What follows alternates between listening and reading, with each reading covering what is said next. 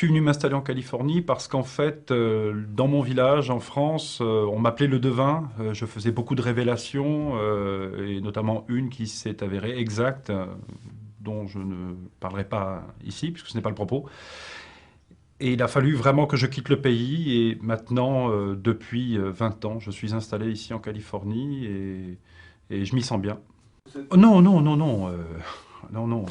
Là, ce serait vraiment de la science-fiction. Non, non, non, non. Je suis quelqu'un qui travaille avec des images.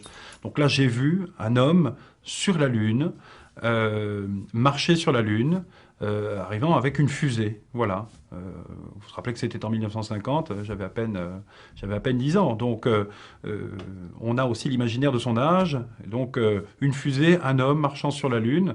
Et je disais toujours à mes parents, on va aller sur la Lune en 1969. On va... Alors, ça les faisait rire, évidemment.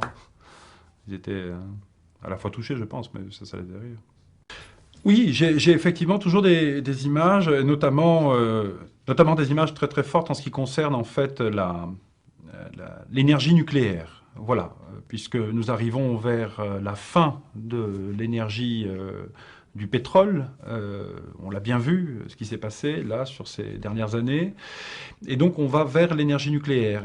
Et là, l'énergie nucléaire apportera son lot de catastrophes, notamment en URSS, où je prédis pour la fin de la décennie, avant la fin de la décennie, n'est-ce pas, une catastrophe majeure qui pourra remettre en question l'utilisation même du nucléaire.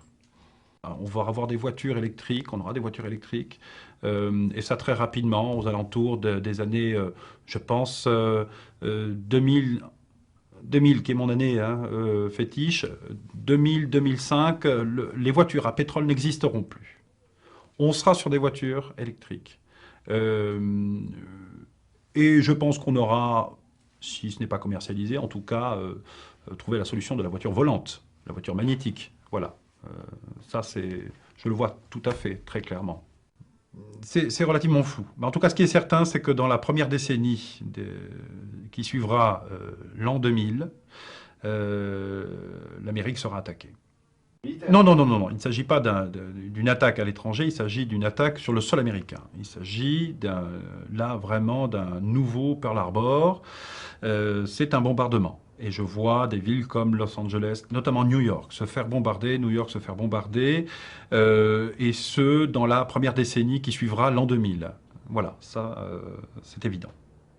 Non, non, non, mais comme je vous disais, le bloc de l'Est, dans 10 ans, n'existera quasiment plus. Donc on peut imaginer qu'à l'aube de l'an 2000, non seulement ils seront nos alliés, mais en plus de ça, on ne parlera plus, enfin, je veux dire, on ne parlera plus de bloc soviétique. Non, non, non, là c'est très très clair. Les causes de ces attaques et les causes de ces conflits seront d'abord liées à l'énergie. Ça, c'est évident. L'énergie, le pétrole, la guerre du pétrole va rentrer bientôt en action et dans pas longtemps. Et deuxièmement, des problèmes, une guerre de religion. On revient sur des guerres de religion. Euh, oui, un changement qui sera une révolution populaire, puisque le peuple américain élira entre 2005 et 2012. C'est très clair là encore, un noir à la tête du pays le plus puissant du monde. Un noir sera l'homme le plus puissant du monde. Et ce sera amené par un élan populaire, vraiment. Les gens seront derrière cet homme qui sera accueilli probablement, non pas comme un messie, mais en tout cas comme un sauveur. L'esprit d'un changement pour une Amérique qui aura souffert, je pense. Le monde dans 100 ans. Alors c'est à la fois un fantasme pour moi, ça m'amuse beaucoup, j'essaie toujours d'imaginer, mais le problème c'est que je ne vois rien pour ces années-là, parce que malheureusement, en ce qui me concerne, je ne vois plus rien après 2012. Je ne vois plus rien après 2012. Je n'ai pas de flash, je n'ai pas d'image après 2012. Parce que ce n'est pas pour rien si je n'ai pas d'image après 2012, alors que c'est quelque chose que j'ai depuis tout petit.